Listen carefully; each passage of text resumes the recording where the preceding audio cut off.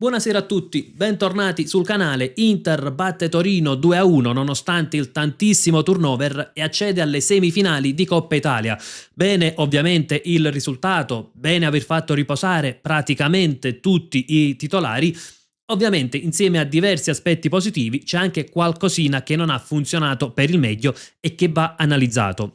Ovviamente va analizzato al di là di quell'idea che la Coppa Italia è il trofeo meno importante, che era necessario prima di tutto far riposare gran parte dei titolari. Naturalmente, ecco, l'analisi tiene conto dei 90 minuti in primis, oltre al fatto che secondo me la Coppa Italia non va comunque snobbata come trofeo. Prima di iniziare vi ricordo anche un bel like e l'iscrizione al canale, naturalmente se vi piacciono i contenuti e se volete dare un grandissimo supporto con due semplici click. Iniziamo dal fatto che il tantissimo turnover aveva un po' tolto all'Inter l'intensità, il ritmo in fase di possesso, aveva un po' messo in difficoltà la costruzione e tolto anche delle geometrie. L'Inter faticava un po' a trovare le solite distanze, i soliti collegamenti anche tra i reparti. Ecco, a volte abbiamo visto calciatori dell'Inter che si intendono a memoria, ovviamente cambiando in pratica 11 undicesimi della formazione titolare. Un po' si è faticato, soprattutto nel primo tempo, quando l'Inter faceva tanto possesso, però non riusciva a creare delle vere e proprie occasioni. E andiamo anche a vedere perché, secondo me, l'Inter faticava un po' a creare delle occasioni. Innanzitutto, questi ovviamente erano i due sistemi di gioco di base, ma nel primo tempo, per gran parte del primo tempo, abbiamo trovato le due squadre in queste posizioni.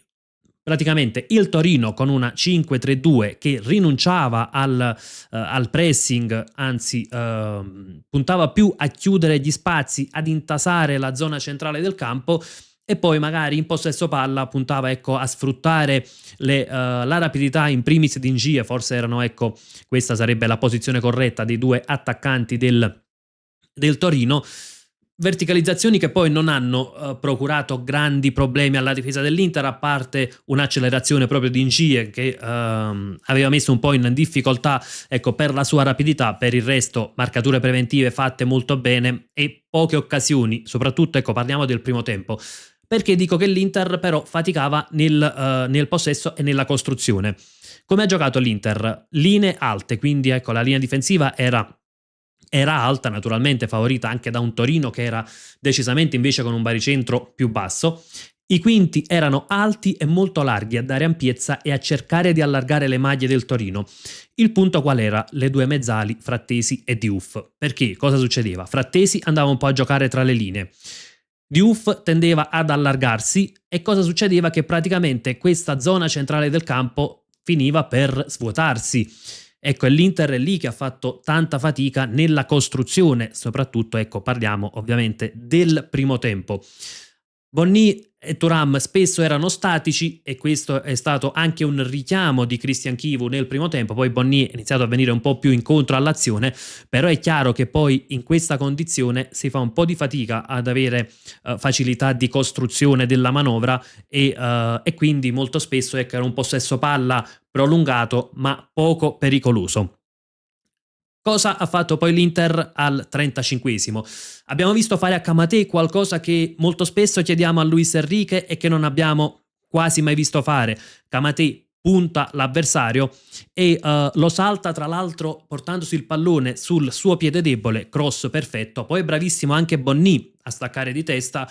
Ovviamente c'è anche una linea difensiva del Torino che non è proprio imperfetta in quella non è proprio perfetta naturalmente in quella situazione, e l'Inter va in vantaggio. Kamaté ha fatto un qualcosa che viene richiesto a Luis Enrique ma che praticamente non abbiamo mai visto fare. Punta all'avversario, ha il coraggio di puntare e in 2 o 3 occasioni ha anche saltato gli avversari. Questo va a creare un po' quell'imprevedibilità, perché l'Inter che nel primo tempo fa un possesso palla prolungato, a volte anche un po' lento, non col solito ritmo, fa fatica a creare occasioni. L'occasione la crea il calciatore che punta all'avversario, lo salta e mette il pallone al centro. Poi naturalmente non sarà tutta, tra virgolette, rose e fiori la partita di Kamaté, perché è bravissimo in fase di attacco, fatica un po' in fase di non possesso. ed è questo poi quando si dice, ecco, adattare un esterno d'attacco a fare il quinto, però quantomeno la fase di possesso Camati riesce a farla bene, ecco, quando devi attaccare, quando deve puntare l'avversario, quando deve mettere palloni a centro area, è un qualcosa che riesce a fare molto bene. È comprensibile che in fase difensiva qualcosina conceda, perché non è propriamente un quinto. In realtà molto meglio Camate che Cocchi, che un quinto lo sarebbe, però è sembrato un po', ecco, un po' impacciato in alcune circostanze, qualche pallone perso di troppo, insomma forse da Cocchi ci si aspettava qualcosina in più, e invece abbiamo scoperto un ottimo Camate, che tra l'altro giocava a piede invertito, quindi quinto a destra con lui è un sinistro, però nonostante questo, insomma, la fase offensiva l'ha fatta decisamente bene. Come dicevamo, Torino che era basso e poi provava le ripartenze, quindi quando conquistava il pallone, un Inter che non faceva neanche un grandissimo pressing, ecco, molto spesso trovavamo Bonny e Thuram, ma non un pressing estremo come vediamo fare in altre occasioni, però era un Torino che ecco, molto spesso andava al lancio lungo, spesso anche perdendo il pallone grazie alle preventive fatte bene da Acerbi e De Vrij, e nel primo tempo in pratica possiamo dire il Torino mai pericoloso. Inizio secondo tempo, l'Inter trova il 2-0, 2-0 che poteva praticamente chiudere la partita. Frattesi trova Thuram, bene, e Thuram col cross al centro serve Diouf che si era inserito. Qui apriamo due parentesi, Frattesi e Diouf. Allora, Diouf secondo me tecnicamente ha dimostrato diverse cose positive. In primis la conduzione di palla, sapevamo era uno dei suoi punti di forza, la progressione palla al piede, e l'ha dimostrato anche stasera. Ciò che perde un pochino forse dal punto di vista tattico. Frattesi, secondo me, anche stasera, non che abbia fatto una pessima partita, però ancora una volta, ecco, se quantomeno per Diouf diciamo ha una buona tecnica, ecco, ha fatto vedere più di un qualcosa positivo, oltre al gol naturalmente. Frattesi ancora una volta lo vediamo sempre inserirsi, a volte buttarsi troppo spesso tra le linee. A me sembra un calciatore che continua a far tremendamente fatica nel centrocampo dell'Inter, quindi tra i due secondo me meglio Diouf che Frattesi.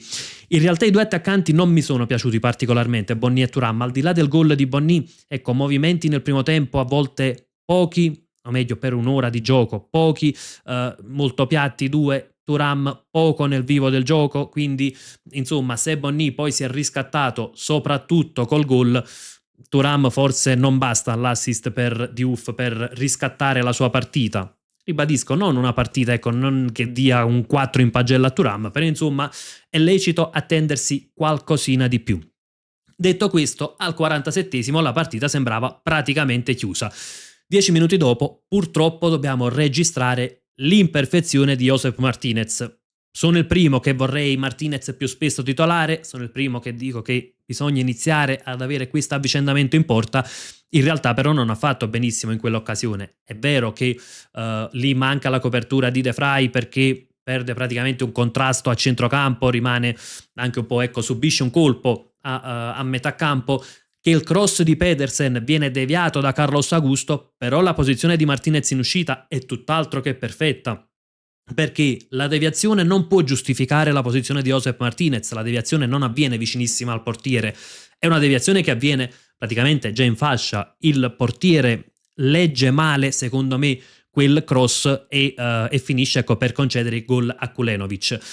A quel punto la partita cambia un po', perché l'ultima mezz'ora è un Torino che prende coraggio e addirittura al 74esimo troverà anche il gol del pari, poi annullato per fuorigioco ineccepibile, Prati aveva il piede sinistro oltre Pio Esposito, però insomma è un Inter che poi nell'ultima mezz'ora fatica un po', c'è una mezza dormita difesa non proprio reattiva sul gol annullato a Prati e lì rischiava di mettere un po' a rischio la qualificazione. Da lì in poi non è stato un Inter che ha corso grossi pericoli, però è stato un Inter sempre un po' in apprensione, un Inter che magari faticava a gestire il pallone, che ha sofferto un po' il ritorno del Torino, ecco, un Torino che nel primo tempo era stato molto sterile praticamente, poi nell'ultima mezz'ora ha provato a fare qualcosina di più, anche naturalmente spinta da quel gol che ha riaperto la partita. Alla fine è stato un Inter che probabilmente l'ha anche meritato il passaggio del turno, è stata un Inter che ha dato spazio a due giovani come Kamate e Cocchi Molto probabilmente anche perché questo dimostra mancanza di alternativa, perché un'alternativa a Luis Enrique, una vera alternativa, non c'è. Sulla sinistra abbiamo una sola alternativa, Carlos Augusto, sia da vice Bastoni che da vice Di Marco, e quindi questo ha spinto a dare spazio a Camatè e Cocchi.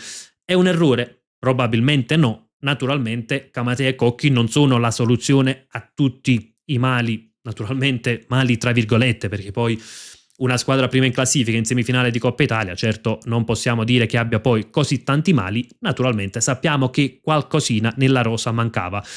Sicuramente Diouf, nota positiva della serata, nonostante qualche difficoltà, soprattutto dal punto di vista tattico e soprattutto all'inizio.